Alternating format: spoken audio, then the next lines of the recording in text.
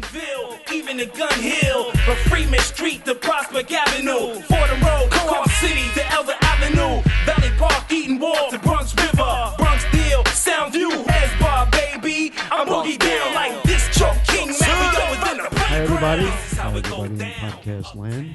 I never know, because here we're going to say good afternoon, but they could be listening to the podcast at 3 a.m. So I should say in Russia. Yeah, in Russia. Well, but it's not live at the moment. But we are live here at the Artist on City Island. It is time for the Bronx Music Podcast. This is episode 4, and it features.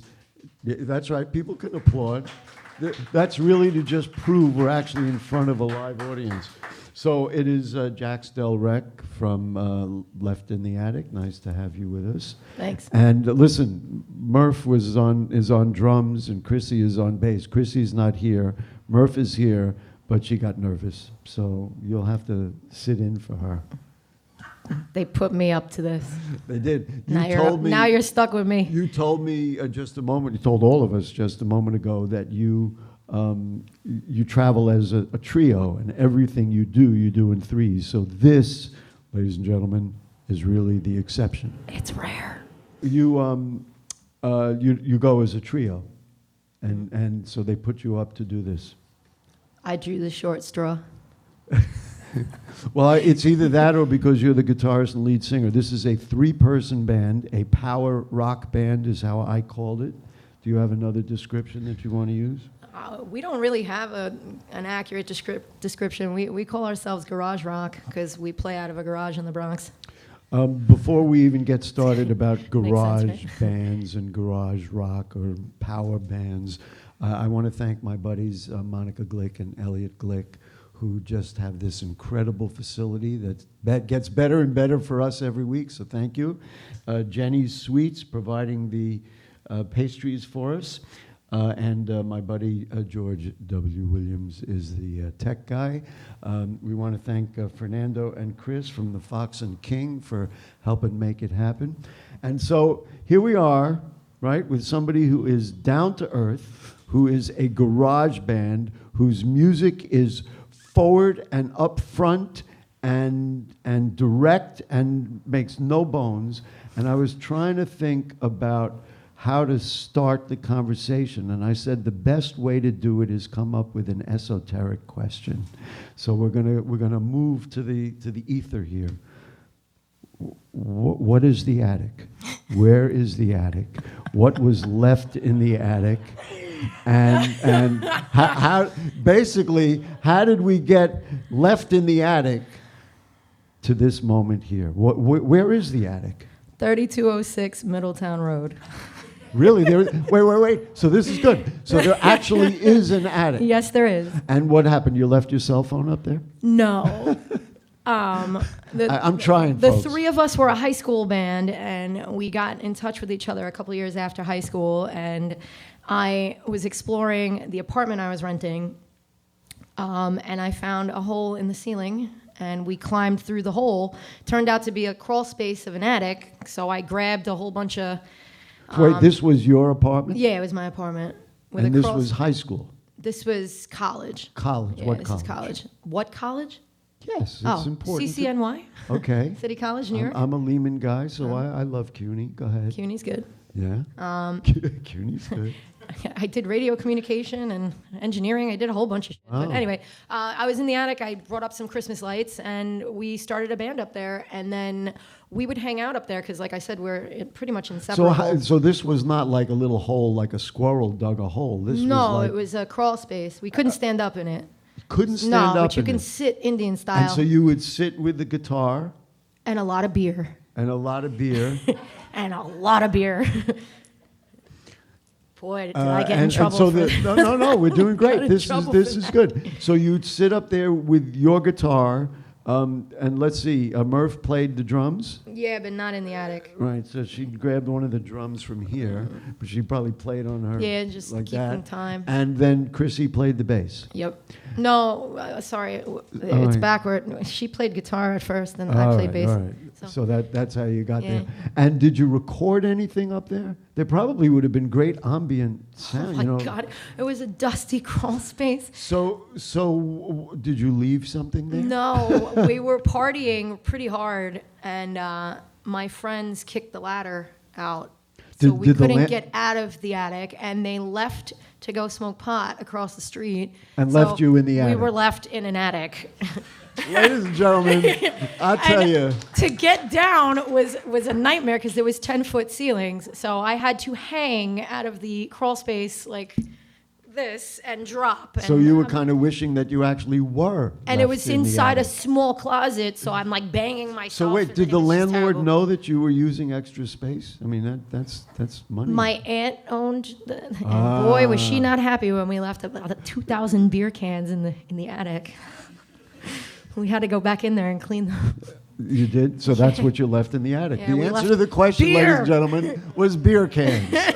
we told that whole story, and we got here that it was beer cans. It was All beer right. cans, yes. So now, good. This was that was a good way to start this interview with this, garage band. We have since stopped drinking so heavily, just to Oh, let that's you know. so untrue. That is so untrue, but I'm not going to pursue it. So now we want to rewind further back. And so at what point did you have a guitar in your hands for the first time, or did somebody put one in your hands for the first time? Or did you look in a window and say, I need that, or what happened? I'm a big Rolling Stones fan and Fleetwood Mac fan, so my dad got me a guitar for Christmas in 1997, I think, or Should 96. I ask how old you are so we can do the math? 97, I'd probably like 12. Okay. My friends who are mathematicians are going to get mad. I think 12 or I 13. know. Everybody's looking at their phone to get the 1984. I think Okay. I was 12 or 13, or Okay. maybe even younger. Okay. But So he yeah. brought you a guitar because you were listening to the Rolling Stones and Yeah, Fleetwood Mac. I really liked Keith Richards. I So- can't imagine why. He's actually a force of nature. Of course. I mean, you look at his hands; they don't even look like they should be able to play. They look arthritic. He's outrageous. Yes. So And then did you just start playing, or did you need somebody to show you how to play, or what happened? I picked up the guitar And this was an left-handed. acoustic guitar? No, I'm sorry. it was electric. Electric guitar. I picked it up left-handed, and there was a little book. My dad walked over, and he's like, "You got that backward."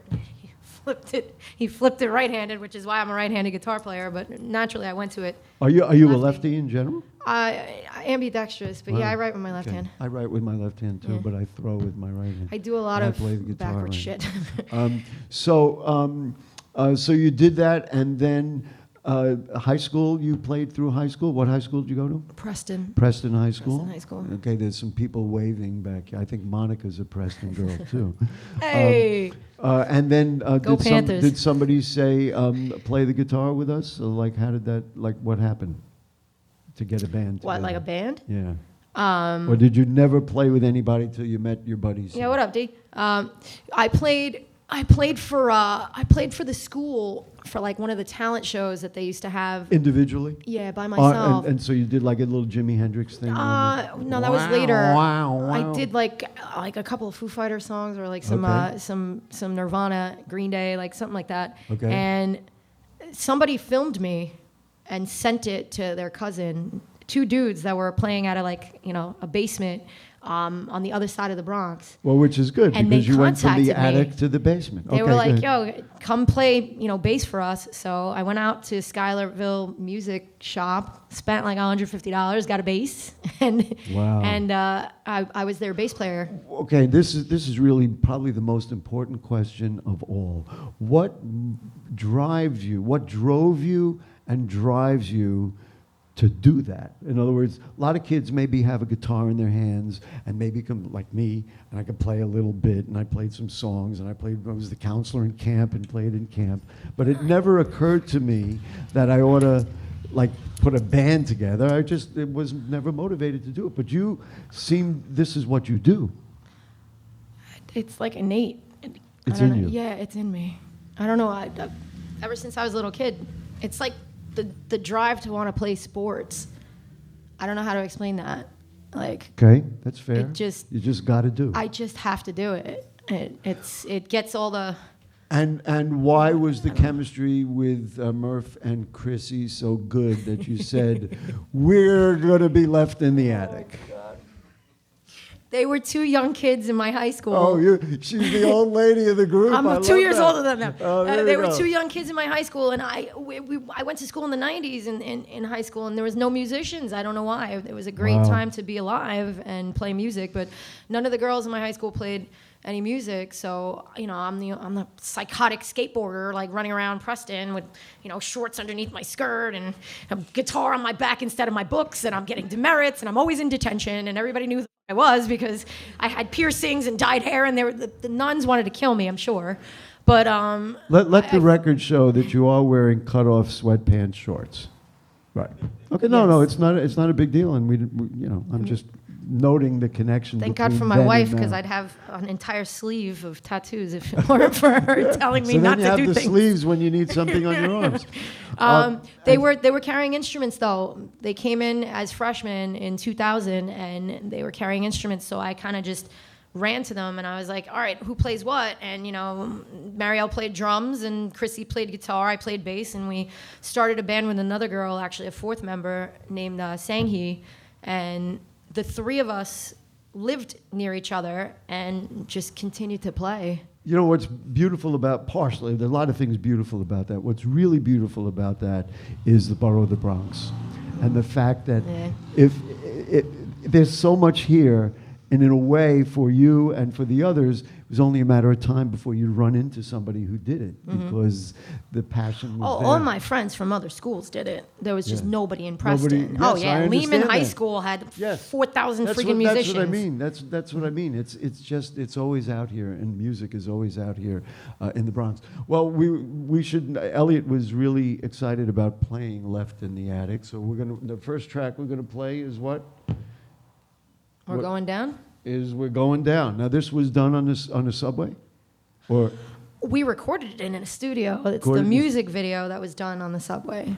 Music video that was done in the subway. All right, now, let her rip, right?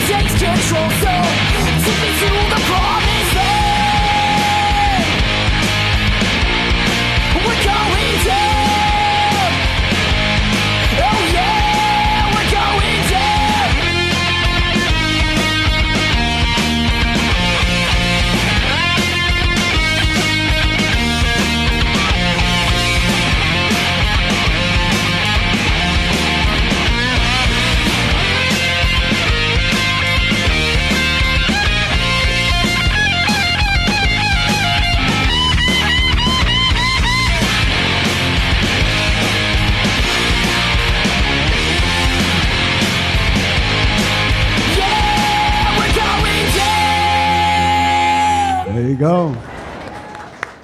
We hit all that in one take. One take. One take. Sorry, you guys are counting? She's gonna have to give me a Zabanajad autograph. God. But anyway, that's another story. Do you like hearing that? I love it. You love hearing it? Yeah, I But wish 14-year-old me could hear that. How long ago was it recorded? 2019, 2018? So it's already 6 years old. Yeah.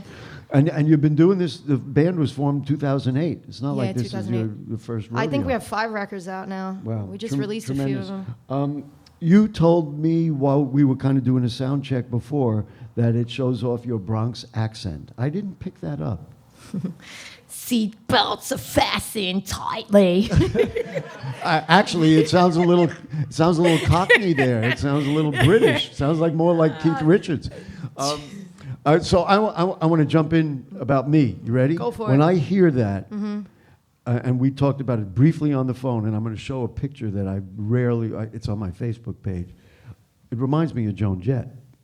Oh, really? But the sound is what I remember from the Runaways and all that. So I told you I interviewed Joan Jett. Yeah. It was when she was going around in 1978 and giving out her first album.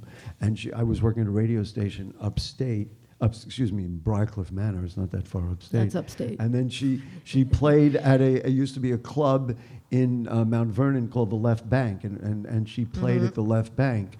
And because I was the program director, I introduced her. Here is a photograph of me with Joan Jett backstage. Fucking awesome. Can you believe that? That's crazy. Isn't that crazy? Look at how young she looks, too. You're worried about her? Look at me. You look similar. I look similar. Little less hair, that's about it. We could pass it around in the house. Little less hair. Come on, somebody take it. Monica's going to take it.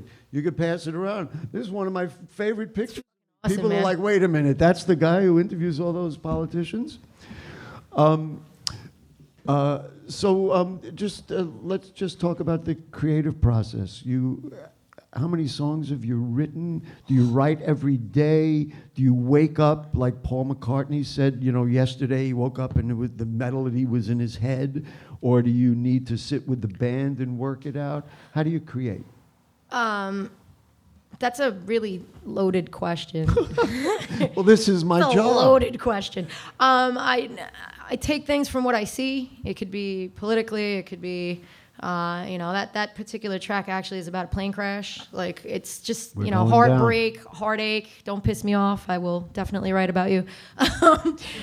Don't date me. I will definitely write about you. Oh, boy. Somehow I'm going to regret doing this. You never know where I'm going to show My up. poor wife. Yeah, Thank right. God you're nice to me. No, I need the band. I will come up with usually like a melody of some sort, or some sort of guitar part. But I do need Chrissy, especially, to bounce ideas off of, and Marielle, obviously. Do you create them right away, or do you sit there and then let's do another one? Some of them Some of them are like lightning. Some of them just the whole song falls together. Five curses. Sorry. The whole song falls together absolutely immediately. Others will be clips that we mix together musically, and then I have no lyrics for a year or two, and then there'll be lyrics and there's no music. It's a very that's why I said it's a loaded question. It's a scattered process, and we throw out 90% of the stuff that we do. It has to be a banger, otherwise it's not making tape. I became aware recently of a whole culture of music in the Bronx that I was not aware of. And I've spoken to a couple of people about it, and I have a feeling you were part of this underground in the Bronx.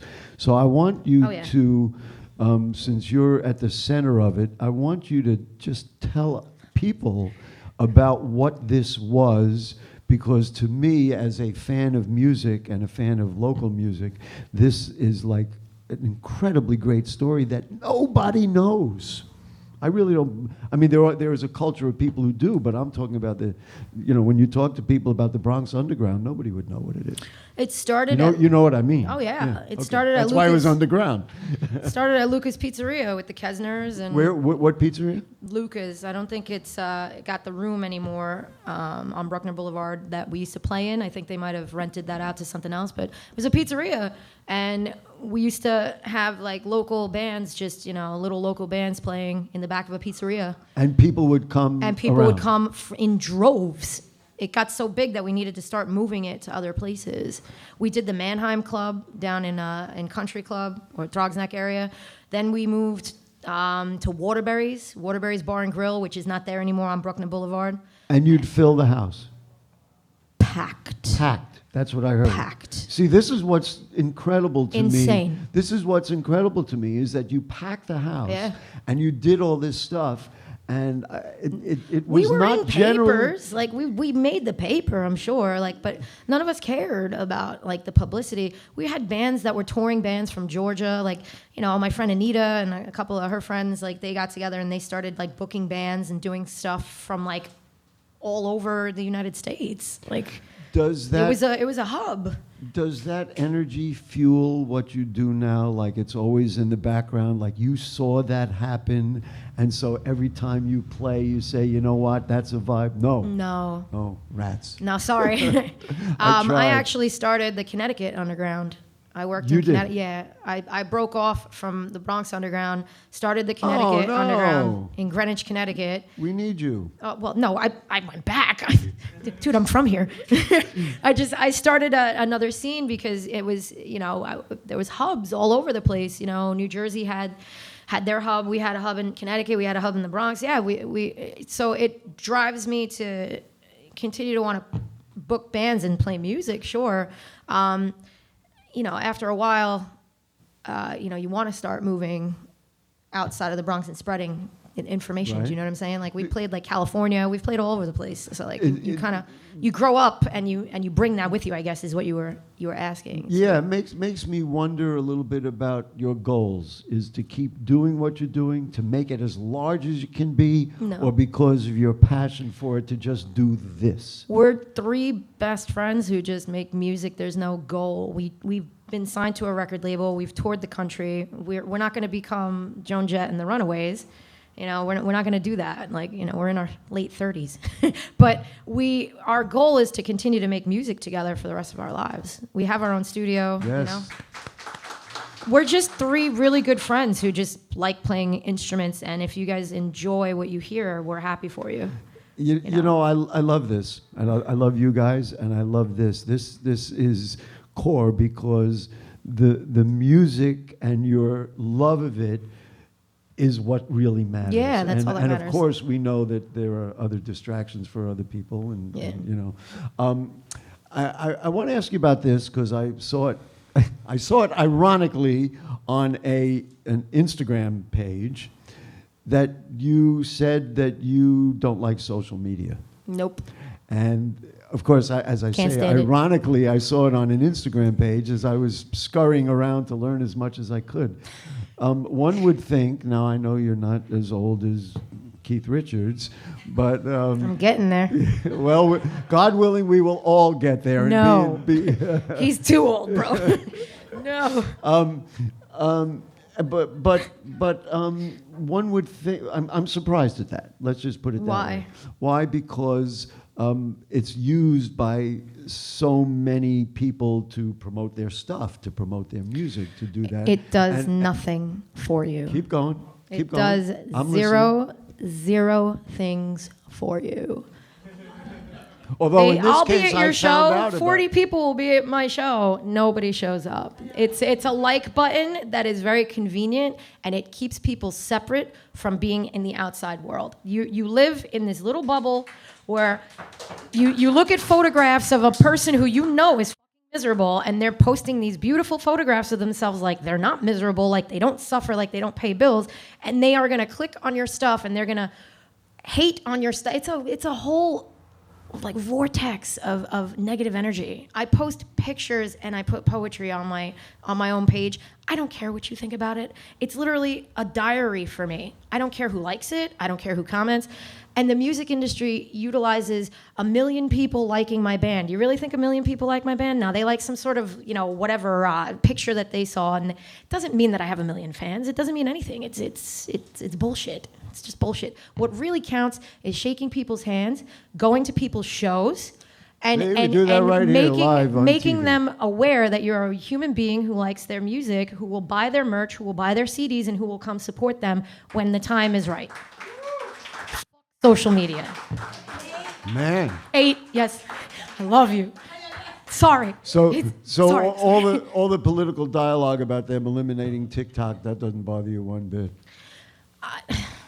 I'm sorry. Do you want me to tell you what I am? You don't have to repeat yourself. I'm not, no comment, because if I start getting into politics, everyone here will walk out. Okay, so there's a track that we're going to play, but I got to ask, maybe I don't know if I want to ask you about it beforehand or afterwards. Let's just do a little intro. So the track is Pay No Rent, right? And the video itself, you and your bandmates were in graduation gowns. You want to know what it was about? I said that because I think the question is obvious. WTF? What the fuck?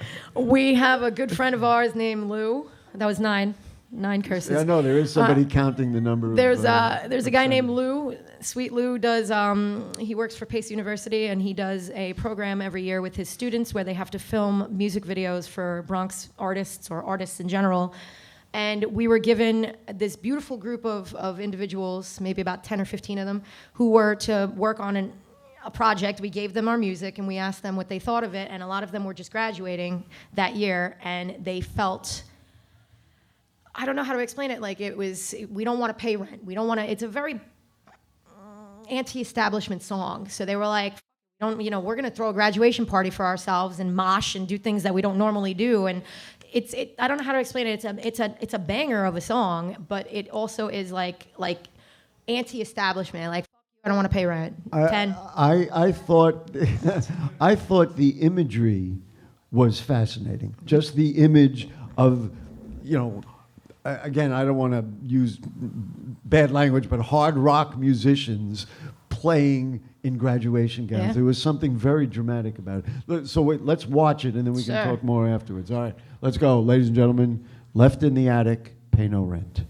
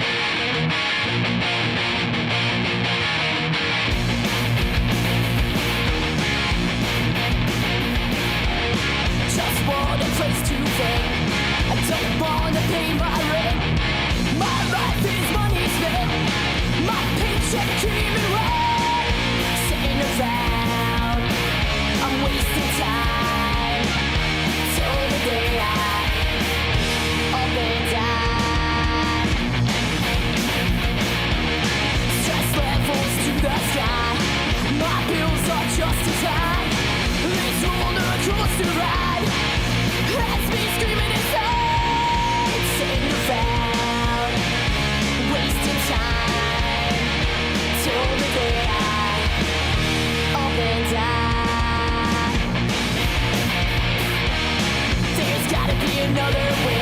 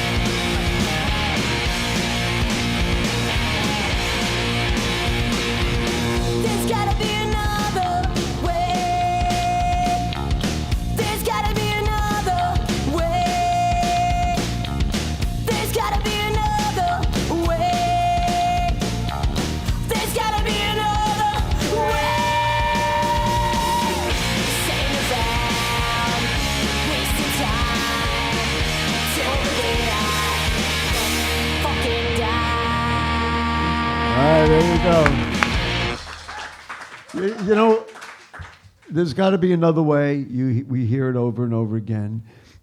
It's very interesting to me because on one hand, if asked, I'm assuming you would say, well, I'm not a political person. Oh, I'm very political. Oh, you're very political. Oh, absolutely. Oh, okay. Oh, absolutely. But so this is the way to communicate that Yes. for you. In a very subtle way. Yeah, that's really subtle. Very subtle way.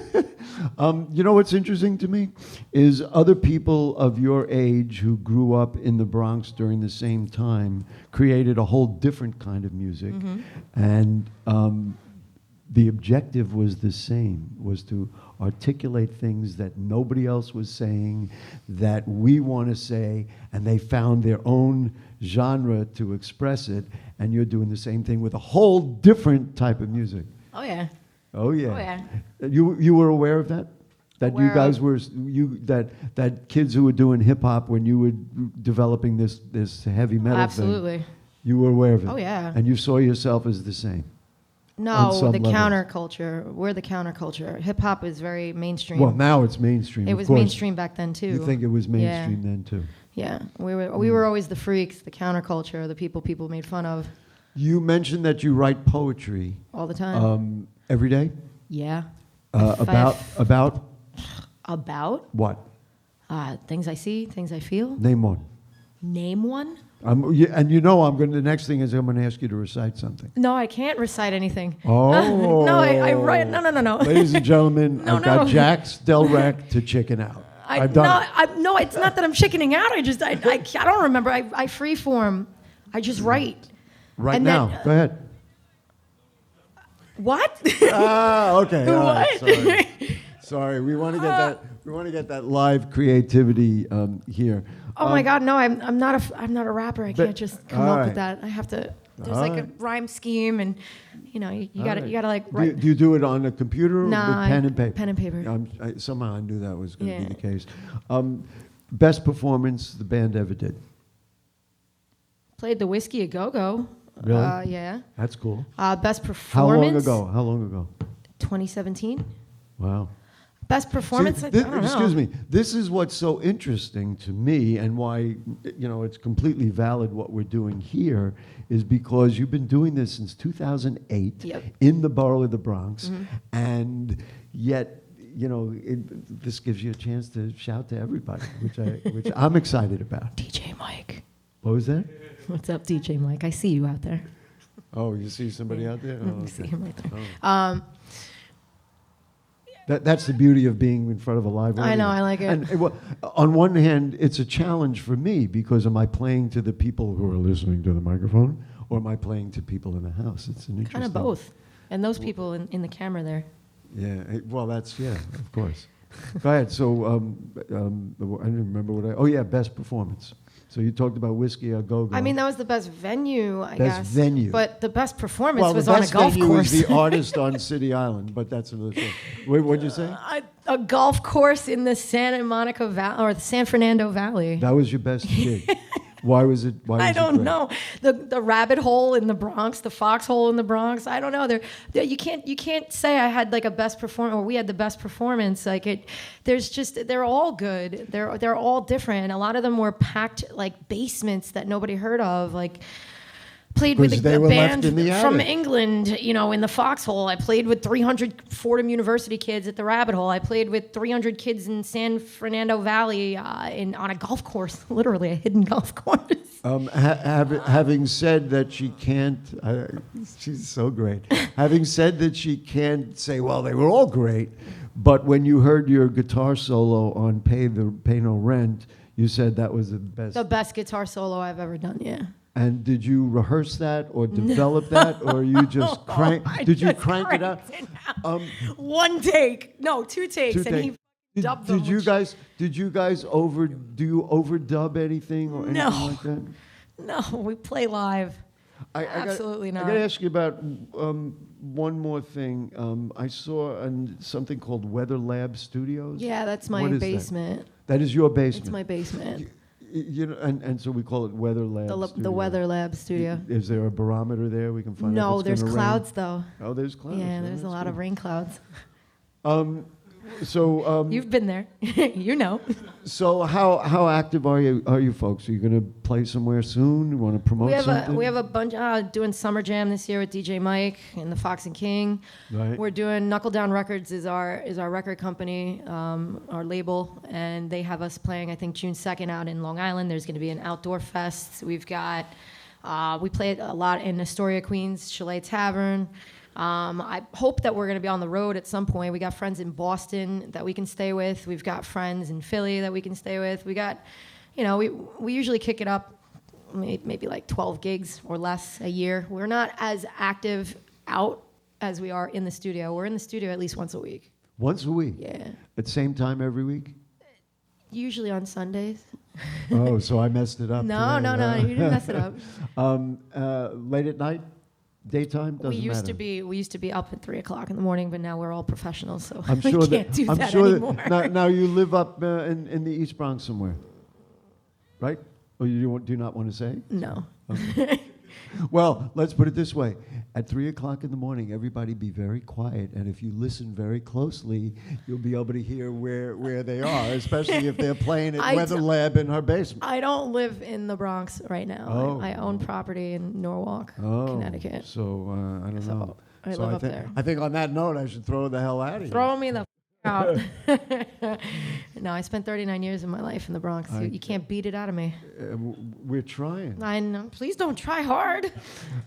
Anyway, Jack Stelrec, thank you. Is there anything else? Now you have an open microphone without a guitar. Is there anything else you want to say that you never said? And you can say anything you want. Try to keep it clean. I love my wife. Oh, that's beautiful. There you go. Thanks for not being up here with me.